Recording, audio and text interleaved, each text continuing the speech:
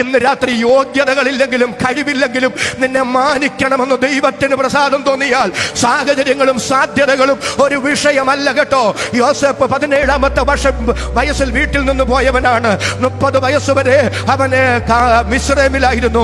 അതിലേറിയ പങ്കും കാരാഗ്രഹത്തിൽ ജീവിതം ചെലവഴിച്ചവനാ.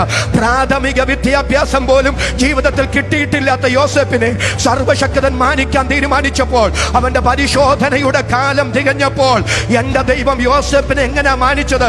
സങ്കീർത്തനക്കാരൻ പറയുന്നു, മിസ്രൈമ്യ മന്ത്രിമാർക്ക് ജ്ഞാനം ഉപദേശിച്ചു കൊടുക്കാൻ പുരാതന കാലത്തെ ഏറ്റവും ജ്ഞാനികളായിരുന്നു മിസ്രൈമ്യർ.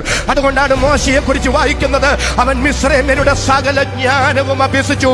എന്നാൽ പ്രാഥമിക വിദ്യാഭ്യാസം പോലും ഇല്ലാത്ത യോസേഫിനെ മിസ്രൈമിലെ മന്ത്രിമാർക്ക് ജ്ഞാനം ഉപദേശിച്ചു കൊടുക്കത്തക്കതിൽ എന്റെ ദൈവം മാനിച്ചെങ്കിൽ ഇന്ന് രാത്രി സ്തോത്രം ചെയ്ത് ഞാൻ പറയാം, ദൈവത്തിന് മാനിക്കാൻ കഴിയാത്തവരാരുമില്ല, ദൈവത്തിന് ഉയർത്താൻ കഴിയാത്തവരാരുമില്ല.